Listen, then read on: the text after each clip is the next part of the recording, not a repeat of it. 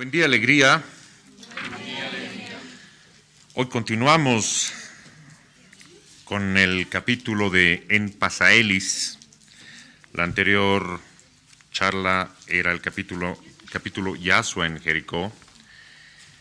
Ahí hemos hablado sobre el rabí Sedequias. Ha sido una gran lección cuando el maestro le decía que él era un poco fariseo por defecto y no por convicción. Y bueno, hay una serie de cuestionamientos que le hace el maestro al rabí, y el rabí no le queda otra que dejarse vencer por la lógica del maestro. Este capítulo de En Pasaelis igual tiene hermosísimas enseñanzas. Espero acabarlo hoy, a ver si vuelo, dependiendo, porque el próximo capítulo ya es, su mismo nombre lo dice, la apoteosis del ungido. Ahí es cuando ya entramos directamente a la recta final. Bueno, vamos a entrar al capítulo que está en la página 1526, casi a la mitad, cuando estaban en plena caravana por la ribera del Jordán, cada vez acercándose más allá. El maestro estaba todo pensativo, y la autora dice, ahí un poquito más arriba, a la mitad dice: el maestro sufría al comprender la tenaz ilusión que ponía venda en los ojos de aquellos seres, que eran tan suyos por la amistad y el amor que les unía, como unida está la rama al árbol que le da vida. Sería matarlos de un solo golpe, pensaba Yasua, si les dijera que está muy cerca la hora en que se descargue sobre mí la espada de la justicia que debía aniquilar la humanidad. Son niños aún en el oculto camino de los renunciamientos heroicos y de las inmolaciones completas. ¿A qué se refiere aquí el maestro? A la tenaz ilusión de que todos querían verlo como el rey de Israel y decirles él lo que iba a suceder, en la forma en que iba a suceder. Justamente él dice acá, sería matarlos de un solo golpe. Si les dijera que está muy cerca la hora en que se descargue sobre mí la espada de la justicia, que debía aniquilar a esta humanidad. ¿Qué significa la espada de justicia que debía aniquilar la humanidad? Eso es lo que en la parte católica o evangélica se conoce como el concepto de que Cristo murió por nuestros pecados. Particularmente yo no tenía idea qué significaba eso. Siempre me decían, el hombre ya nace en pecado y el Cristo murió por nosotros, por ello. Y no entendía, o sea, ya un bebé nacido no tiene idea del planeta, ya está en pecado. No entendía eso. Podía entender que el pecado era el fruto del crecimiento de las personas y, en fin, conocimiento aquí, conocimiento allá, que llevaba al pecado. En Arpas 1 ya empecé a entender un poco más, y un poco para poner en contexto y aclarar a quienes escuchan por primera vez esta parte del concepto de lo que era el morir por los pecados, según Josefa Luque. Dice, el planeta estaba tan mal, andaba tan mal la cosa, o sea, Sodoma y Gomorra era un poroto al lado de lo que pasaba en esa época, con Sodoma y Gomorra. Y realmente, según las escuelas espirituales, según lo que comenta la autora, el planeta ya tenía que, chao. Así lo que decíamos, el famoso fin del mundo tenía que pasar en ese entonces con la destrucción del planeta. ¿Por qué? Porque el egoísmo del ser humano era demasiado grande. Había mucha barbarie, había mucho egoísmo, y el ser humano no crecía, no entendía, y la única forma de que comience esto de nuevo, de cero, era aniquilando el planeta.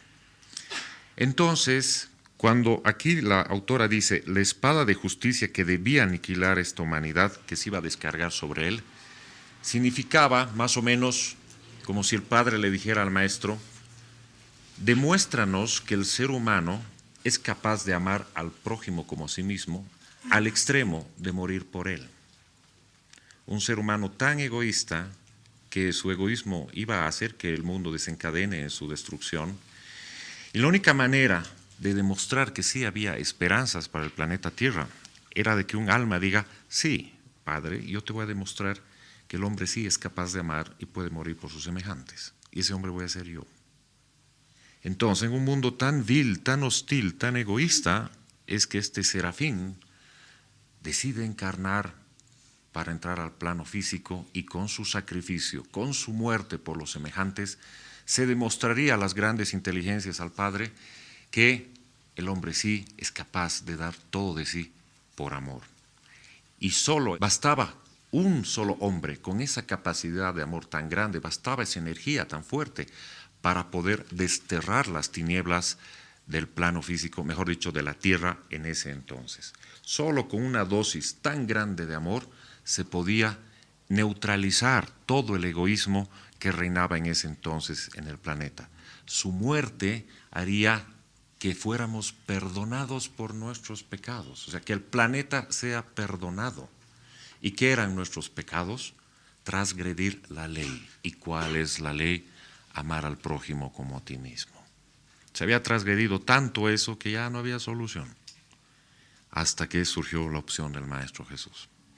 Inclusive en Arpas hay una parte donde mencionan que si el maestro tenía, por si acaso, alguna duda de hacerlo, porque en los planos superiores es fácil decir lo voy a hacer, me estoy inventando.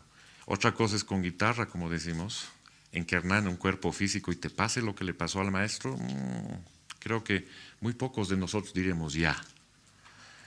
Entonces, por si dudaba, y el eterno libre albedrío que da el Padre, le preguntaban al maestro si todavía quería hacerlo. Por si no quería hacerlo por alguna razón, que tenía todo el derecho de no hacerlo, habían 5 inteligencias del calibre del maestro que estaban dispuestos a hacerlo, a venir, encarnar y también morir por nuestros pecados. En este caso, el maestro dijo, yo lo hago. Yo asumo eso y la humanidad está sobre mis espaldas. Y esa espada de justicia que debía aniquilar a esta humanidad, que caiga sobre mí. Y en ese momento el maestro entraría a su reino de amor. Pero la gente pensaba que era su reino en Israel. Y enterarse que lo que estaba pasando en planos sutiles era mucho más grande, más aún con la crucifixión, sería totalmente desastroso y desesperanzador para los que estaban acompañándolo en el plano físico, porque no iban a entender la magnificencia de este hecho.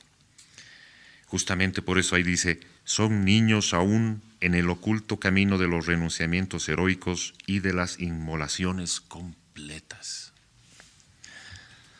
Bajo un poquito más y dice, antes, ¿qué pasaba? Para quienes han leído el libro, en Arpas 1 describe, que, ¿en cuál era?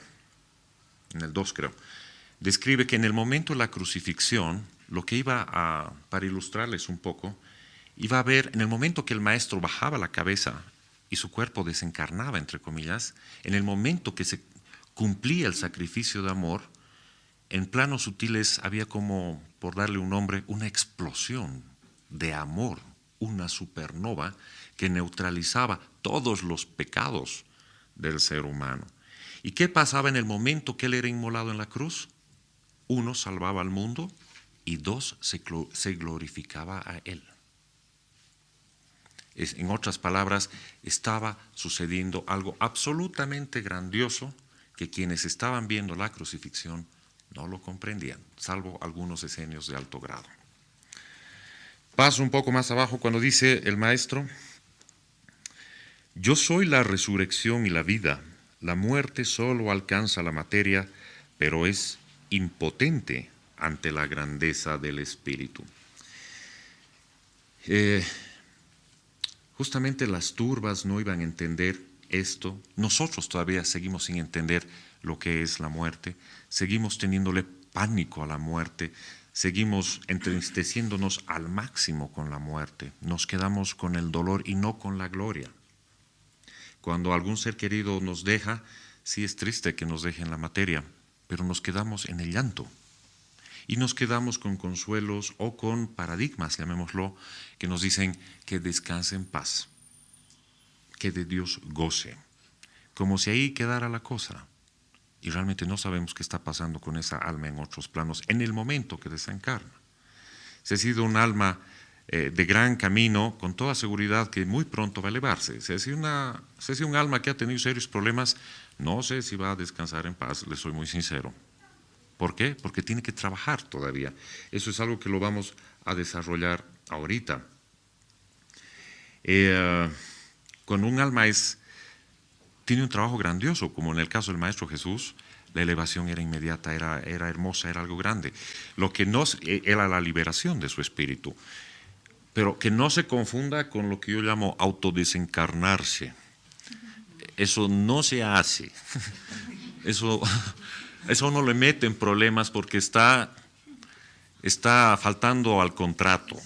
Entonces, el faltar al contrato tiene ciertas multas. Vamos a hablar otro rato de eso. Entonces, dice, yo soy la resurrección y la vida, diré a las turbas aterradas, en el preciso momento de mi libertad como espíritu de misionero de la voluntad suprema. Yo soy la resurrección y la vida, diré a las turbas, en el preciso momento de mi libertad. ¿Cuál es el preciso momento de mi libertad? Aquel momento triste que nosotros recordamos con tanto dolor, que es el momento de su crucifixión. Pero para él es el momento de la resurrección y de la vida. Maestro, le dijo Juan de pronto, volviendo hacia atrás, tu cabalgadura afloja el paso y te vas quedando solo. Como despertando de sus pensamientos, el maestro le contestó así: cuando un hombre emprende un viaje, piensa muchas veces en el día y hora de la llegada a su destino. Naturalmente me absorbía el pensamiento de que nos acercamos al fin. Juan no comprendió el oculto sentido de tales palabras. Oh, nuestra Galilea, maestro. Estaba en otro tren. Y antes de continuar con lo que opina Juan, cuando dice, muchas veces en el día y hora de la llegada de su destino, piensa el viajero. Más de una vez, en más de una charla, doy el ejemplo de cuando nosotros vamos a una ciudad y nos hospedamos en un hotel. Sabemos que estamos de paso. Sabemos que pronto se acerca o en determinado tiempo se acerca el día de volver. Estamos de paso y hacemos lo estrictamente necesario o lo directamente necesario que tenemos que hacer en ese lugar. Y cuando hemos cumplido nuestras obligaciones, ya posiblemente tomamos un descanso, tomamos un paseo para conocer el lugar. En este caso, para conocer el planeta en el que hemos encarnado. Pero sabemos que pronto nos vamos. Recuerdo que en un programa de cuentitos de contacto, hay un cuentito en el que un hombre, un ricachón, va a buscar un sabio para variar a un sabio. No sé por qué no buscan a un ignorante, siempre un sabio. Hasta que lo encuentra, deja sus cosas, se va por el mundo y lo encuentra al sabio, y el sabio tenía su cuartito, su mesita, su sillita y su camita. Y le dice el muchacho al sabio, ¿y por qué no tienes más cosas aquí? Y le dice, ¿y por qué no traes tú las tuyas? Le dice, porque aquí estoy de paso.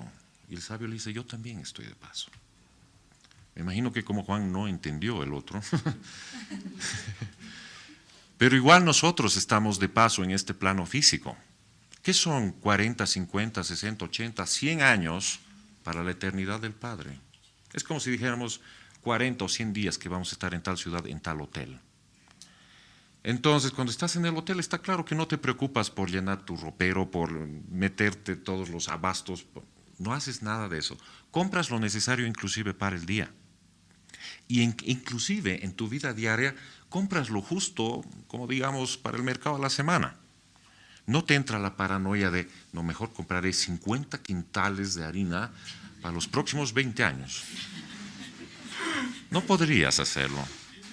Entonces es como si un alma dijera, haré todo esto, y otra le dijera, pero ¿para qué si vas a desencarnar en 80 años? ¿Para qué estás acumulando todo esto? ¿No estás pensando ya en tu viaje de retorno? Cuando uno piensa en un viaje es por algo importante. Y si es con un objetivo feliz, tanto mejor. Yo me acuerdo que cuando era niño y tenía excursión del colegio, no dormía. Me costaba dormir de la emoción. Y a las 6 de la mañana ya estaba despierto. Y obviamente mis papás fastidiadísimos de que ya es hora. Y Creo que un alma de mucha evolución tiene el mismo entusiasmo de ya es hora, ya quiero volver a mi reino. ¿Cuándo desencarno? Sí, ¿cuándo? ¿No? Pero nuestra ignorancia hace que tengamos miedo a eso. Y para el maestro pensaba en un acto tan glorioso como la gente se iba a frustrar con eso. Entonces, retomando el tema, cuando Juan no comprendió el oculto sentido de tales palabras, dice: oh, nuestra Galilea, maestro, nuestro lago, nuestros barquichuelos mecidos por las olas y nuestros huertos llenos de perfume de flores y cantos de pájaros. La Judea me sabe como un entierro y nuestra Galilea como unas bodas. La figura está bien, Juanillo, contemplada desde tu punto de vista, le contestó sonriente el maestro. ¿Y de qué forma puedo mirarla? Un entierro significa libertad de un espíritu, o sea, la resurrección y la vida. Y unas bodas son la entrada a un bosquecillo donde no se sabe a ciencia cierta lo que se encontrará, si arroyuelos cristalinos o ciénagas turbias, si flores o zarzales, si avecillas canoras o serpientes venenosas. ¿No estoy en la verdad? A ver, ¿quién se han casado? Cuéntenos si han sido flores o zarzales, si han sido arroyuelos cristalinos o ciénagas turbias. Dice, cierto, maestro, y nunca lo había pensado así. Cuando aquí el maestro dice, un entierro significa la libertad de un espíritu, o sea, la resurrección y la vida. Y creo que en nuestro camino religioso tenemos mucha confusión entre lo que es la resurrección. Es más, muchas personas dividen entre los resurreccionistas y los reencarnacionistas, con la diferencia que uno cuando desencarna pasará un tiempo X hasta que el Padre lo llame y si ha obrado de buena manera resucitará. ¿Ya? Mientras que los reencarnacionistas dicen, bueno, que cuando muera reencarnará de aquí a un tiempo X. Pero el maestro, y esto tal vez nos pueda ayudar a comprender muchas cosas que ahorita lo voy a leer también, nos dice, la liberación del espíritu, esa sí es la verdadera resurrección y la vida. Y no tal vez como que nosotros nos hemos imaginado de morir uno, estar no sé cuántos años, inclusive hay falta de cierta lógica, después de X años tu cuerpo se vuelva cenizas, y de ahí cómo resucitas y no tienes cuerpo. Bueno, el Padre lo sabe, te reconstruirá otra vez, técnicamente, ¿no? Para que vayas en cuerpo y alma al paraíso, como nos dicen. Entonces,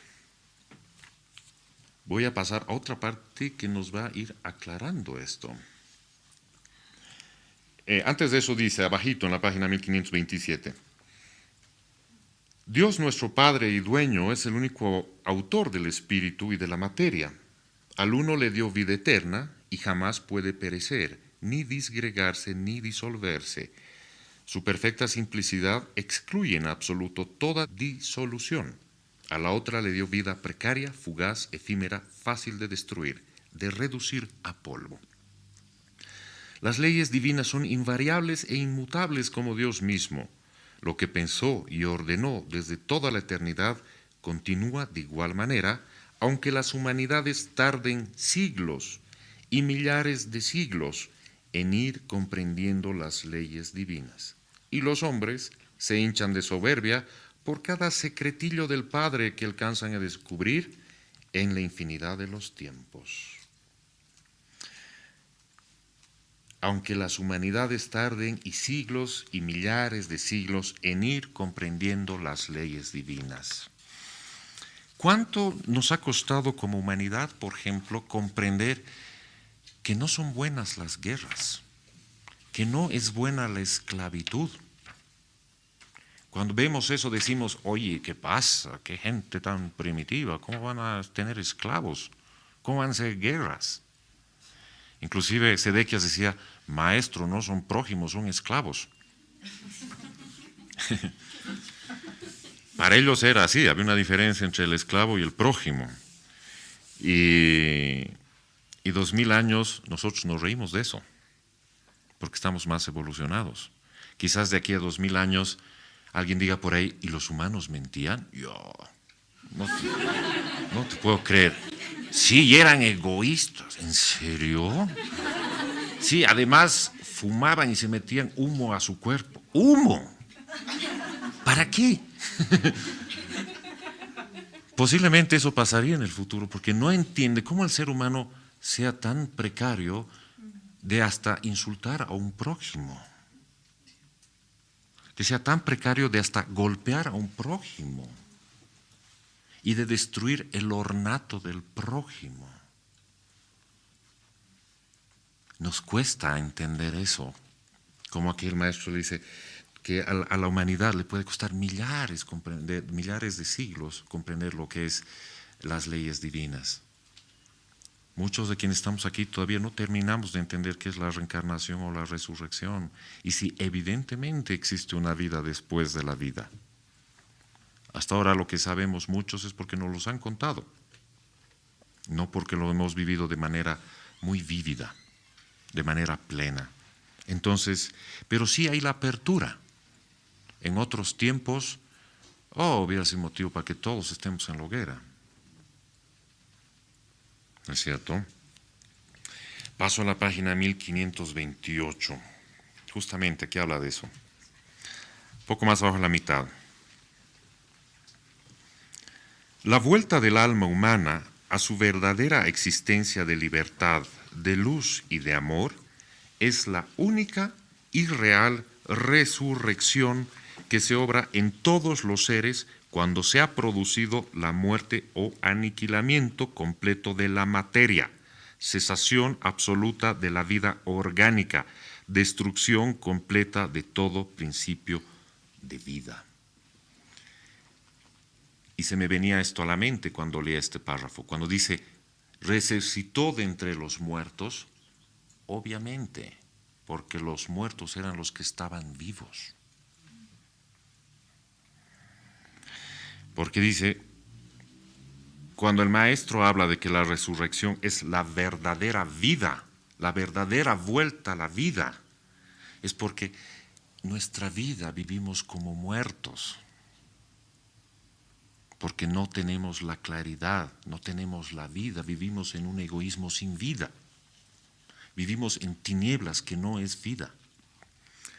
Más adelante termina de aclararlo. Yo soy la resurrección y la vida, os dirán los cielos y la tierra en todos los tonos, en la hora precisa en que mi espíritu abandone esta materia que llevo conmigo. Y en verdad os digo que al alborear el día tercero de la libertad de mi espíritu, me veréis y escucharéis mi voz como ahora. Consumado el gran holocausto, veréis mi entrada triunfal como hijo de Dios en el reino de su Padre. La muerte es, pues, la liberación. Morir es vivir. No tengáis, pues, horror a la muerte, que es la gran amiga del alma. Morir es vivir. No lo entendemos.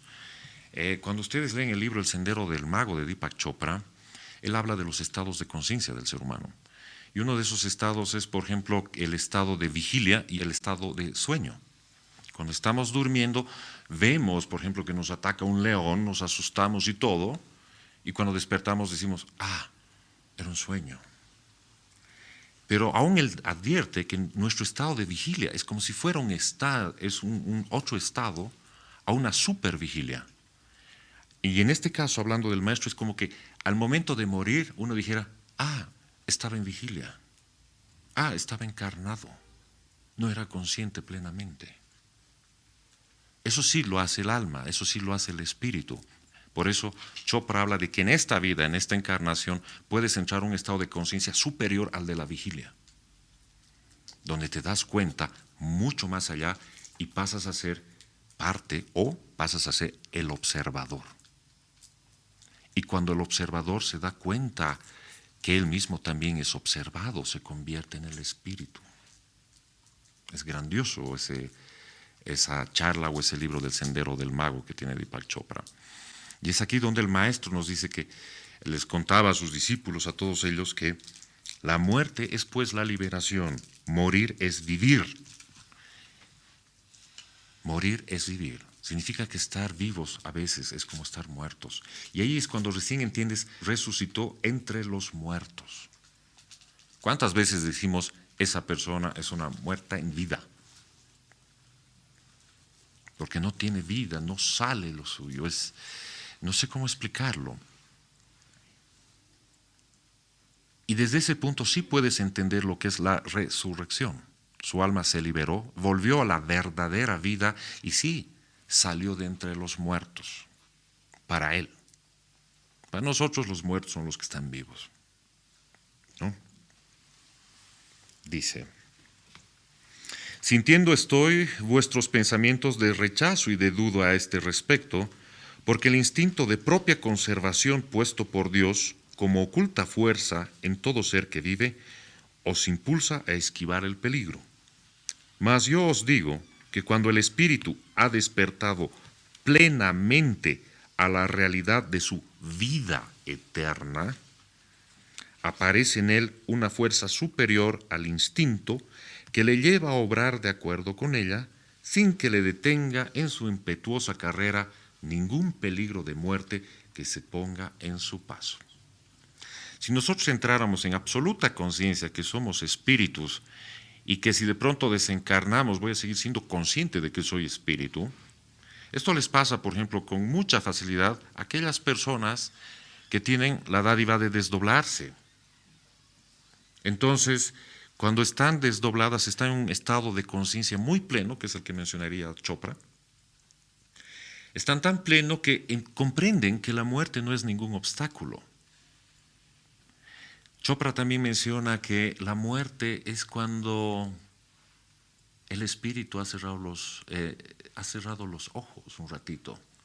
Y cuando, mejor dicho, la vida, o sea, la vida como nosotros la entendemos, es que el espíritu ha cerrado un rato para hacer sus ojos para hacer vida. Y cuando los abre y vuelve a su entorno, a su realidad, es que su cuerpo ha desencarnado. Nos va diciendo que la vida es aquello que le pasa al espíritu de vez en cuando, o varias veces a lo largo de su evolución. Es como ir a una fiesta, ponerse un traje, terminó la fiesta, se saca eso y vuelve a su casa. Mañana tiene otra fiesta, mañana tiene una excursión, mañana tiene un día de pesca, mañana tiene una tarde deportiva. Hace el rol, se quita su ropa y vuelve a casa.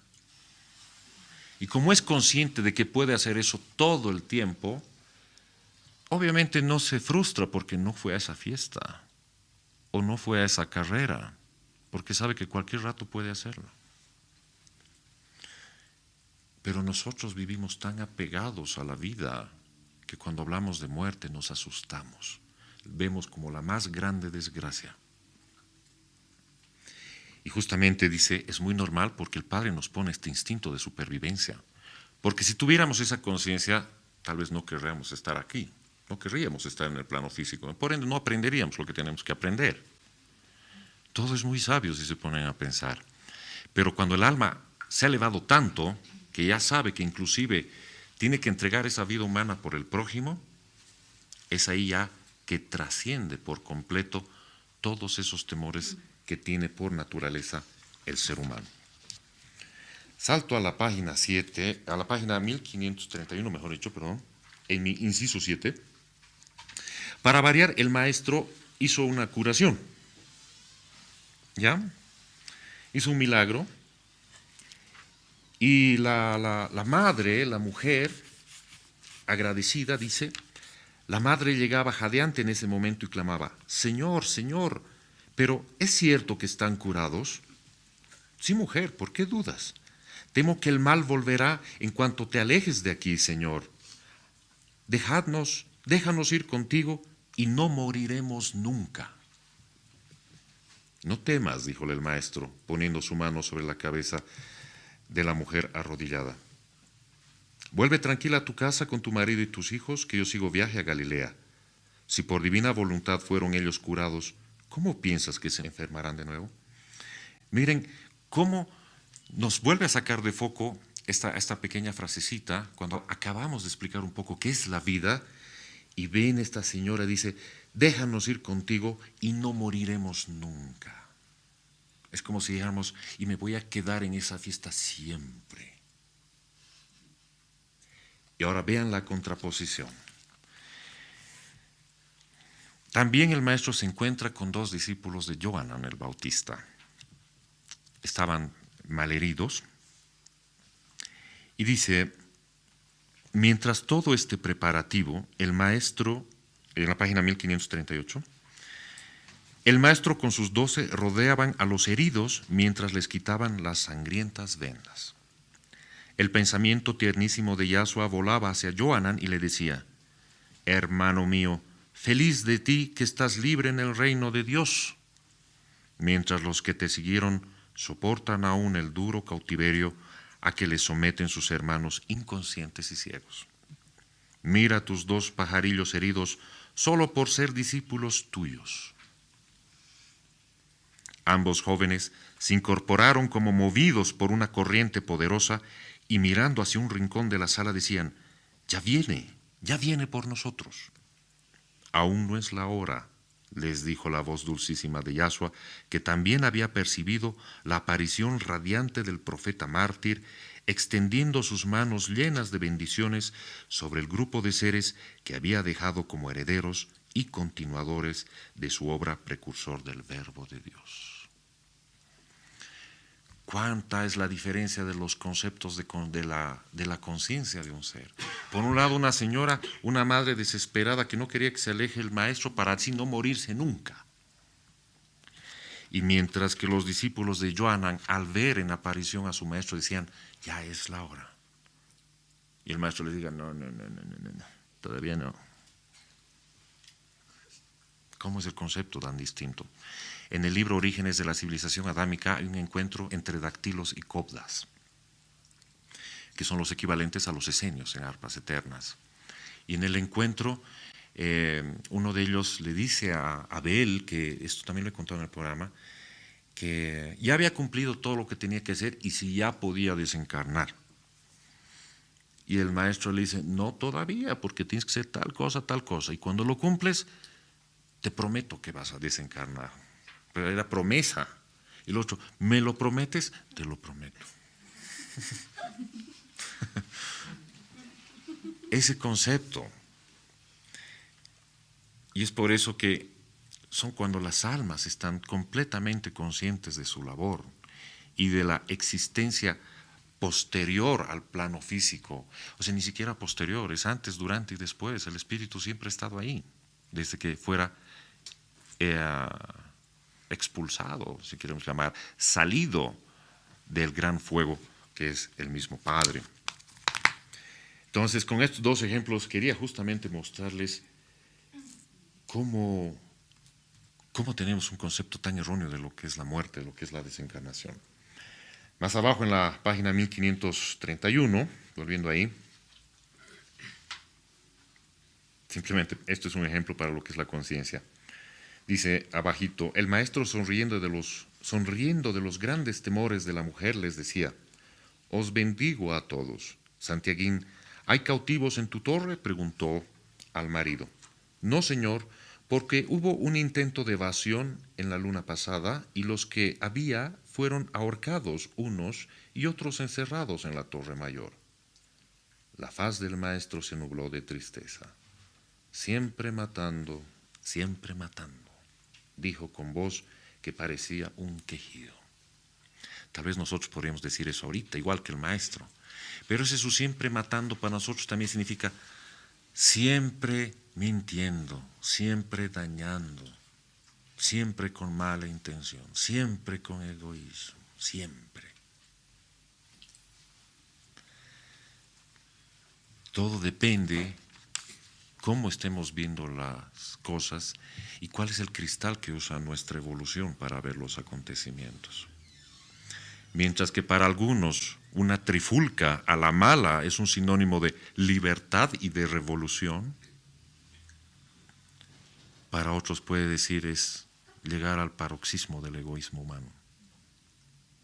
y que lleguemos al extremo de dañar al prójimo y a los bienes del prójimo, solo porque unos cuantos quieren hacer ciertas cosas.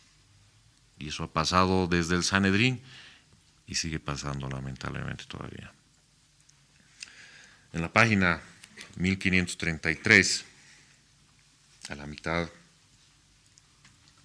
esta es un pequeño descanso a todo lo que tengo que todavía decirles. Dice, el príncipe Judá, a la mitad del libro, dice, el príncipe Judá llegó el último a sentarse a la mesa y el maestro se apercibió de que venía agitado. Muchos afanes traes, Judá, amigo mío, le dijo, indicándole un asiento cerca de él. Bástale al día su propio afán, dice la cábala. ¿No hiciste hoy cuanto debías hacer? Esta es una frase que realmente me ha ayudado mucho en mi vida, el bástale al día su afán, ¿no? ¿Cuántas veces hacemos de pulpo en el día? Nos preocupamos por todo lo que va a pasar mañana, pasado, de aquí a 2 meses y todo ello. Y la cábala te dice, tranquilo, bástale al día su afán. ¿Qué tienes que hacer hoy? Hoy, ¿qué era lo importante hoy? Tal cosa, ya lo has hecho, entonces, ¿por qué te estresas? Relax, como dirían. Tranquilo, has cumplido lo que tienes que cumplir, bárbaro. ¿Te ha quedado tiempo libre? Sí, entonces no te estreses, descansa. Al día su afán. Eso no he querido obviarlo porque me ha gustado mucho. Ahora sí, esta parte es interesantísima en la página 1534 y esto nos ayuda a entender también más sobre el tema de la resurrección. A la mitad de la página 1534 dice, Maestro, dijo Mateo, si el rey David y todos nuestros ilustres antepasados viven en el seno de Abraham, según la frase habitual, verán esta obra que quiere realizar el príncipe Judá y en general todas las obras buenas que se hacen en el que fue su país. El seno de Abraham, contestó Yahshua, es nombre alegórico dado a la región del plano espiritual habitado por las almas de los justos. Y como los justos viven en la claridad divina, no solamente perciben y conocen las obras buenas que hacen los encarnados, sino que cooperan invisiblemente en ellas. Para quienes han estudiado un poco más la Biblia, el Evangelio, los Evangelios, cuando mencionamos el seno de Abraham, o cuando mencionamos a Abraham, nos imaginamos un lugar físico, una persona física. Y grande puede ser nuestra sorpresa al tomar en cuenta lo que menciona aquí Josefa Luque al decir, el seno de Abraham es nombre alegórico dado a la región del plano espiritual habitada por las almas de los justos. ¿Qué nos hace pensar que en los planos sutiles tampoco tienen nombres aquí como tenemos calles? Allá, ¿por qué no? ¿No es cierto? Sigue diciendo, están equivocados los que piensan que en las moradas del reino de Dios no hay más que la extática contemplación de la divinidad. A mí me pasaba cuando pequeño, cuando en religión me decían que en el momento que resucitemos íbamos a ir al paraíso y íbamos a estar, como dice aquí, en una extática contemplación de la divinidad o cantando alabanzas. Y le soy muy sincero, yo decía, oye, ¿y así por la eternidad me lo voy a pasar cantando? En serio, yo pensaba eso. No le hallaba lógica, yo decía, bueno, Dios debe saber por qué hace eso, pero no le hallo mucho gusto estar ahí contemplando de rodillas y cantando por toda la eternidad. Tanto esfuerzo para solo cantar. Eso pensaba yo. Y además decía, no, solamente 144,000, ¿no? Además las medidas y decía, tanto universo para que ahí nomás. Muchas cosas no entendía. Y obviamente eso de que vivamos en una estática extática contemplación no me entraba a la cabeza. Y justamente dice aquí, están equivocados los que piensan que en las moradas del reino de Dios no hay más que la extática contemplación de la divinidad. ¿Qué hay pues a más de eso si se puede saber?, preguntó el príncipe Judá. Tengo vivo interés de saber si nuestros grandes hombres del pasado aprobarán o no nuestras actuales obras benéficas en favor de Israel. Ya lo he dicho, las aprobarán y cooperarán con ellas, en ellas. Como es abajo, es arriba, dice uno de los antiguos principios de la enseñanza secreta, lo cual quiere decir que en las infinitas moradas que tiene el Padre para corregir o premiar a sus hijos, se realizan obras y trabajos semejantes a los del plano físico, y siempre con los fines de aprendizaje, de cultivo y perfeccionamiento de las almas. En ese entonces, cuando yo decía, nos las vamos a pasar cantando en contemplación, decía, ¿y por qué hay infinitas moradas entonces? Si nos vamos a quedar en un espacio relativamente reducido, los 144,000, siempre y cuando yo sea salvo. Les soy sincero, hasta contaba las malas palabras que decía. Entonces decía, me voy a confesar y le voy a decir al Padre, he dicho tantos, pip, y con este 6. Sí, así me traumaba. Entonces, yo decía, ¿qué tienen que ver las infinitas moradas? ¿Qué habrá en esas infinitas moradas? Cuando todos vamos a estar de rodillas cantando alabanza al Padre. No cacho eso, no entiendo. Nunca lo entendí. Ni la cantada, ni que hayan tantas moradas donde nadie esté. Y cuando dice acá, infinitas moradas que tiene el Padre para corregir o premiar a sus hijos, se realizan obras y trabajos semejantes a los del plano físico, y siempre con los fines de aprendizaje, de cultivo y perfeccionamiento de las almas. Tal vez uno tiene, en el caso del español, el serio problema de qué significa morada. Uno al tiro lo relaciona con, no sé, pues, casa posiblemente, ¿no? Y no como un espacio donde la gente está habitando ese espacio con un cierto objetivo. A veces somos muy literales y pensamos que moradas es donde iremos a vivir.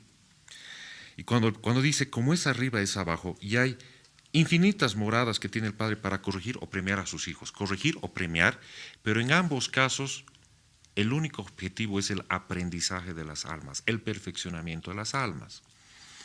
Entonces, esas infinitas moradas, ¿qué serían? Si bien lo acabo de mencionar. Como es arriba, es abajo. Aquí en el plano físico hay infinitas calles, infinitos barrios, infinitos institutos, colegios, universidades, infinitos, por dar ese nombre. Y todos esos lugares sirven para algo, para aprender. Igual hay cárceles donde la gente se corrige. Igual hay universidades donde la gente se perfecciona. Igual hay trabajos donde la gente aplica lo aprendido y lo perfeccionado. Entonces, ¿qué nos hace pensar que en el plano sutil no ocurre lo mismo? Solo que a un nivel más alto.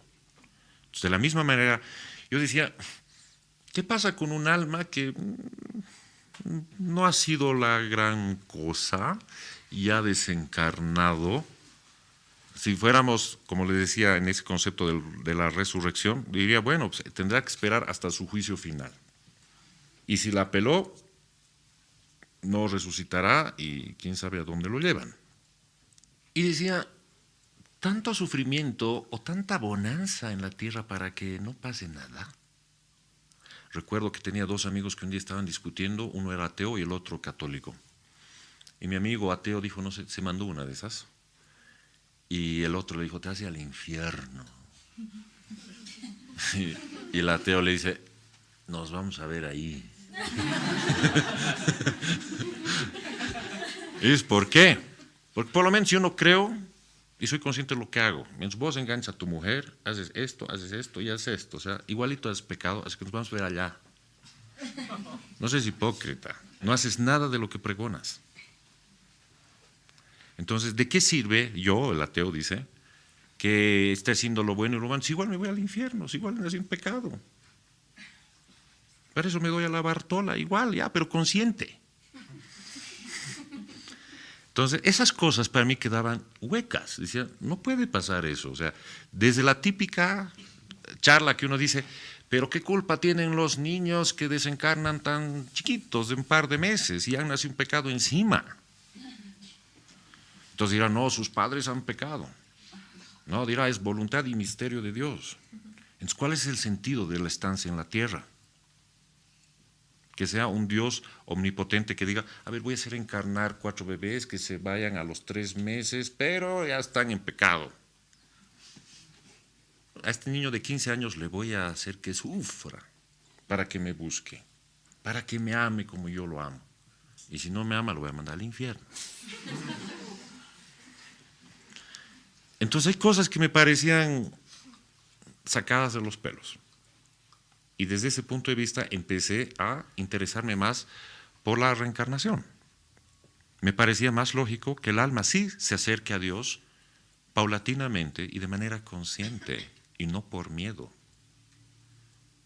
por crecimiento, por aprendizaje, que se dé de cara las veces que sean necesarias hasta que aprenda. Daba un ejemplo a una amiga, decía, imagínate un ladrón. Va, entonces el padre le dice, bueno, en esta vida vas a ser ladrón. Ya, súper, ya. Entonces va, encarna, roba, hace lo suyo, desencarna y otra vez y otra vez. Y así vidas tras vidas hasta que un día dirá, a la 20ª, no sé, 100ª vida dirá, oye, ya me aburrí de robar, ¿no? No le hallo sentido. ¿De qué se trata esto? Creo que hay cosas más importantes que hacer. Bingo. Ahora vas a tener otro tipo de vida. Pero en esta vas a aprender lo que tú hacías antes. O sea, a vos te van a robar ahora.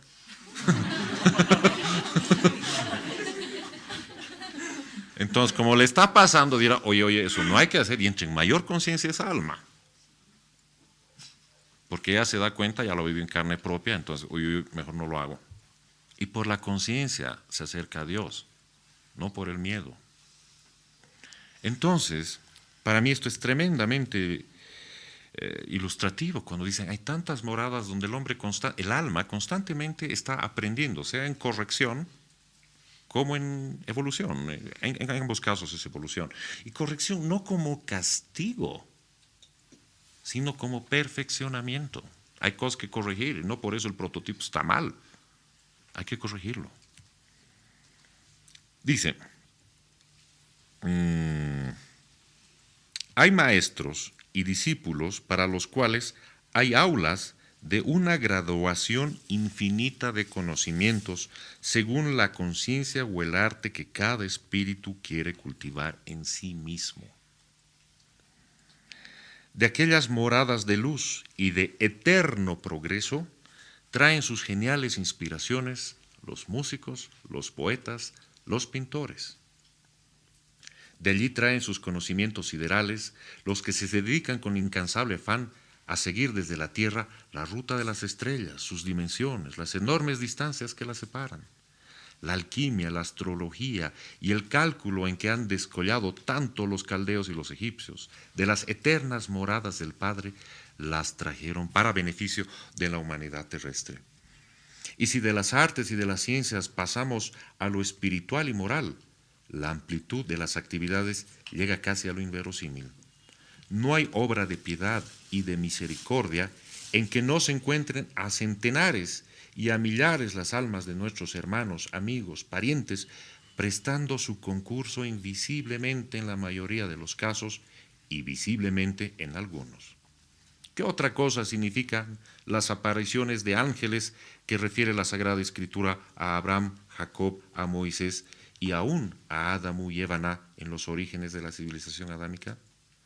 Son la manifestación de las grandes actividades de las almas de los justos en beneficio de sus hermanos encarnados en los planos físicos. Ahora, en cuanto a tu pregunta, Mateo, sí, nuestros justos del pasado verán esta obra que acaba de mencionar el príncipe Judá, no hay duda que la ven y la aprueban, porque buena y noble es en sus principios y en sus fines. Y la verán de más cerca o de más lejos según la situación actual en que ellos se encuentren. Las almas van y vienen con esa santa libertad, don de Dios para orientar sus caminos hacia donde... ¿Qué ha dicho el último? ¿Qué era?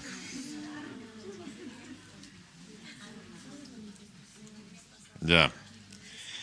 Dice, bueno, leo desde eso, ¿no? Ahora, en cuanto a tu pregunta, Mateo, si nuestros justos del pasado verán esta obra que acaba de mencionar el príncipe Judá, no hay duda que la ven y la aprueban, porque buena y noble es en sus principios y en sus fines. Y la verán de más cerca o de más lejos, según la situación actual en que ellos se encuentren. Las almas van y vienen con esa santa libertad, don de Dios para orientar sus caminos hacia donde comprenden que pueden purificarse más y realizar más grandes avances en la senda eterna del progreso. Para formarse una idea más exacta del reino de las almas, podéis figuraros un infinito campo poblado de estancias o moradas, en cada una de las cuales viven las inteligencias desencarnadas realizando las obras que les lleva la vehemencia de sus afectos, sus convicciones y sus anhelos. ¿Y los malos, maestro? ¿Dónde viven después del sepulcro?, preguntó Pedro, la típica, ¿no? Malos, malos, dijo pensativo el maestro. Esa es una palabra que no siempre expresa la realidad en cuanto al reino de las almas se refiere. Allí, la escala comienza en aquellos que todo lo ignoran y cuyo atraso intelectual y moral es completo. Son, pues, ignorantes y atrasados. Allí hay abnegados maestros sirios de la piedad que les enseñan el camino del bien y de la justicia. Los verdaderos malos son espíritus conscientes de que lo son. Y quieren seguirlo siendo porque así satisfacen sus aspiraciones de riqueza, de poder, de dominación sobre sus semejantes. Para esos tiene el Padre moradas, correcciones severísimas, donde las almas permanecen en padecimientos iguales a los que causaron a sus semejantes, hasta que han comprendido su error y se deciden a cambiar de camino. En estos casos, el arrepentimiento y deseo del bien es la llave de oro que les abre la puerta de inmediato. ¿Cómo menciona, no? Cuando dice, porque así satisfacen sus aspiraciones de riqueza y de poder. Y a veces uno dice, oye, pero yo quiero ser rico. Yo quiero tener poder. Y uno dice, ¿para qué quieres tener poder? Y ahí nos damos cuenta cuán atrasada puede estar nuestra alma, porque lo que queremos es influir, manipular, estar por encima del prójimo. Y no nos damos cuenta de eso, y lo vivimos diariamente. El Padre no tiene cadenas perpetuas, y por eso está mal que los jueces terrestres la impongan. El castigo, para ser justo, debe durar lo que dura el deseo del mal. Cuando ha cesado el deseo del mal, debe cesar la corrección para dar lugar a la expiación santa que redime, bajo la luz serena de la esperanza en un futuro de paz y de amor.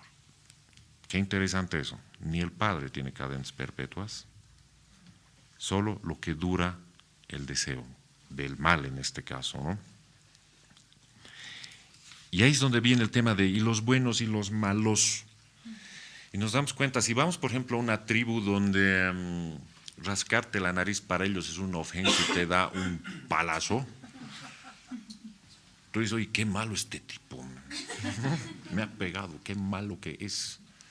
No es malo, así es su cultura. Entonces luego dices, ¿qué es malo? ¿Qué es bueno? O de pronto viene alguien y te dice, vas a disculpar, ha sido sin mala intención, ¿no? Y justamente dice, es tan interesante cuando dice, esa es una palabra que no siempre expresa la realidad en cuanto al reino de las almas. Normalmente es por ignorancia que uno comete actos malos, porque ignora, por ejemplo, lo que es el amor. Si nos imaginamos una época de cavernícolas donde estás con tu mazo y le das un golpe en la cabeza al otro y le quitas su carne, es porque no te han enseñado a compartir. No es porque seas malo. Es la ignorancia. Y si de pronto vemos gente en nuestra actualidad que hace daño a otra gente, no es que sean malos, no han aprendido a amar. Y de los no tan buenos hay bastantes. Y ahí está el rol de un espiritualista en el plano físico. Así como en el plano sutil están abnegados maestros sirios de la piedad que les enseñan el camino del bien y de la justicia, lo intangible y lo tangible son parecidos o iguales. De la misma manera, en el plano físico habrán personas que ayuden a otras personas. Desde campañas de alfabetización hasta campañas contra el hambre o hasta campañas, qué sé yo, de salud. Hay gente, hay maestros en el plano físico que se encargan de eso. Hay maestros que hacen huelga también. Hay de todo. No sé, hay que dar otro nombre a esos maestros. ¿Ya? ¿Dónde me he quedado? Ya. Bueno, y para concluir, ¿dónde estoy? Aquí. Esta parte es buenísima. Vamos a tener otro entremés. Vamos a la página 1539. Había un amotinamiento en un lugar, ¿no? Página 1539 dice, solo voy a leer esta parte, descontinúo en extenso. Menos mal que así ha ocurrido, que si no, esta misma noche mandaba preparar a lo menos 50 horcas para esos amotinados que se resisten a bajar de los árboles porque saben lo que les espera, ¿no? Había un motín, como en algunos lugares del planeta también hay motines. Y estos rebeldes, llamémoslo nombre, se habían subido a los árboles y no querían bajar. ¿Ya? Y ahora en la página 1539 abajo dice, en la penumbra del atardecer, la silueta blanca del maestro se destacaba con nitidez de la sombra proyectada por los árboles y el oscuro verdor de la hierba que tapizaba el suelo. Todas las miradas estaban fijas en él. Imagínense 50 tipos en los árboles viendo al maestro. Bajados ruego, amigos míos, dijo a los rebeldes cuyas cabezas asomaban curiosas al ver a aquel hombre joven y hermoso que se acercaba desarmado a parlamentar con ellos. Se rinde el romano, y se escuda tras el rabí porque tiene miedo, dijo en alta voz uno de ellos. Es el profeta nazareno que cura a los enfermos en el agua, añadió otro. De seguro que ha pedido nuestro indulto. Justamente, contestóle el maestro, lo he pedido y lo he conseguido a condición de que abandonéis vuestra actitud agresiva y salgáis de la jurisdicción del procurador romano. De lo contrario, esta misma noche se levantarán las horcas para vosotros. Sois herodianos, idos con él y dejad en paz a las gentes. Otro dice, ¿quién nos asegura que no es esto un lazo de esos lobos romanos para cazarnos como moscas? Dijo el primero que había hablado. Mira, profeta, que tú eres bueno como el pan, no lo dudamos, pero detrás de ti está la guarnición de la torre. No bajamos. A la medianoche habremos resuelto el problema. El maestro guardó silencio y no habrían pasado 2 minutos cuando los 53 hombres cayeron como pesados fardos que un poderoso vendaval tirado a tierra. Imagínense eso. El maestro no quiere bajar, cierra los ojos y ¡pum, pum, pum! Todos se caen. Ni uno de ellos se movía. Desobedecieron al profeta y los ha matado, gritó un soldado echando a correr seguido de toda la guarnición. Obviamente el maestro no había hecho eso. Y bueno, el maestro le dice al soldado, mira, dice, te doy mi palabra de que no bien se despierten, cruzarán el Jordán y no volverán más a Arquelais. Te entregarán sus armas, ya ves que no es solo el zurrón con piedras, sino puñales y alfajes con el busto de Herodías en el mango, lo que llevan estos infelices. Y al decir así, el maestro indicaba al centurión los mangos de los alfanjes de los hombres tendidos en tierra. Concedido, dijo el oficial romano, aunque más no sea que por ver hasta dónde llegan los estupendos poderes de que estás dotado. Mentalmente el maestro les mandó despertar y todos ellos se incorporaron soñolientos como si hubiesen dormido largas horas. No me obedecisteis, les dijo con severidad el maestro, y empeorasteis vuestra situación. ¿Qué haréis ahora? Y bueno, ahí se disculpen, no, maestro, disculpa. Imagínense en las huelgas y bloqueos del mundo que todos caigan dormidos. ¡Qué maravilloso! Pero aquí viene esto, hay una parte que me saltó que es interesante. Vuelvo a la página 1540, más abajo en la mitad, dice: el centurión, ni bien caen los rebeldes, dice, el centurión llegó también y de inmediato se dirigió a Yasua, que examinaba los cuerpos inermes de los insurrectos. ¿Te convences, profeta, de que estas fieras humanas no se les conduce con hilos de seda? Sí, centurión, estoy convencido, pero tampoco se les corrige con la horca. ¿Qué habrás ganado matando 53 hombres, padres de familia acaso? Si muertos ellos, otros tantos se levantarán impulsados por el odio y tomarán venganza de ti, cuando menos lo pienses. Ya ves lo que son ahora, un inerme montón de carne y huesos que puedes destrozar como quieras. Pero tú, que eres un oficial de Roma educadora de pueblos, vas a ensañarte con un puñado de hombres a quienes ha fanatizado esa indigna Herodías, que no bastándole su escandalosa vida, ha sembrado el odio entre manos de raza y fe. ¿Les suena conocido esto de que un puñado de hombres a quienes ha fanatizado no sé quién, que no bastándole ha sembrado el odio entre sus hermanos de raza y fe? Un puñado de hombres. Como cosas que nos comenta Arpas de relatos de hace 2000 años, los sigamos viviendo de una manera tan evidente, tan fuerte. Dices, oye, ¿qué está pasando?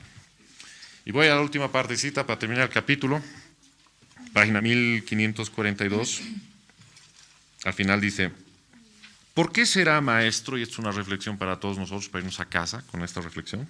Dice: ¿por qué será, maestro, que salen a tu paso todas las desgracias para que tú las remedies? Imagínense esa concepción. Le salen al paso todas las desgracias, pero ¿para qué las remedie? Cuando a nosotros nos salen al paso todas las desgracias, nos queremos suicidar. Decimos, es injusta la vida, no sirve de nada hacer nada. No tan solo a mí, Pedro, sino a todos los hombres se presentan las oportunidades de hacer el bien, pero no todos las tomamos en cuenta.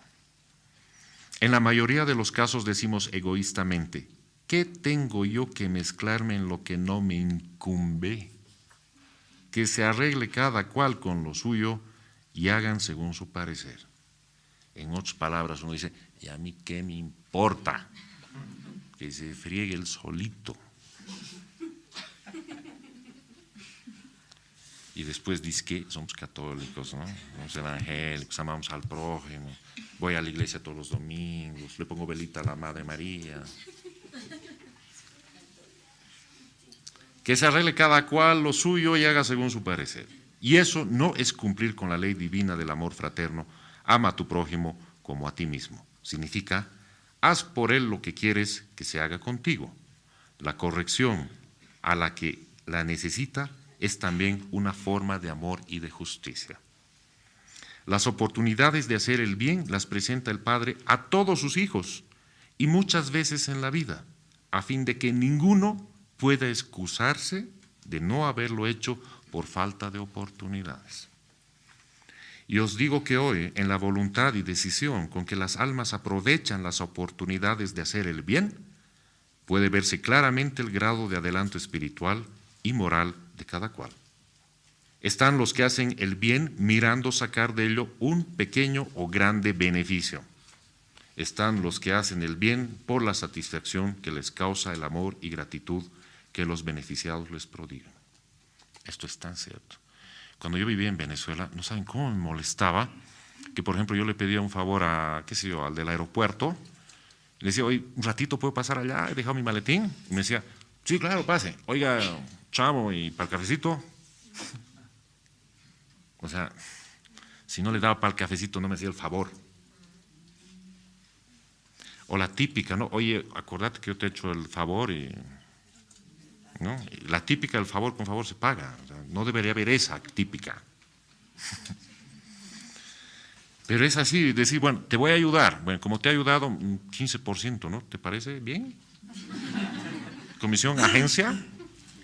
Total, si estás ganando plata, no seas tan egoísta de no darme mi 15% que yo te lo he conseguido.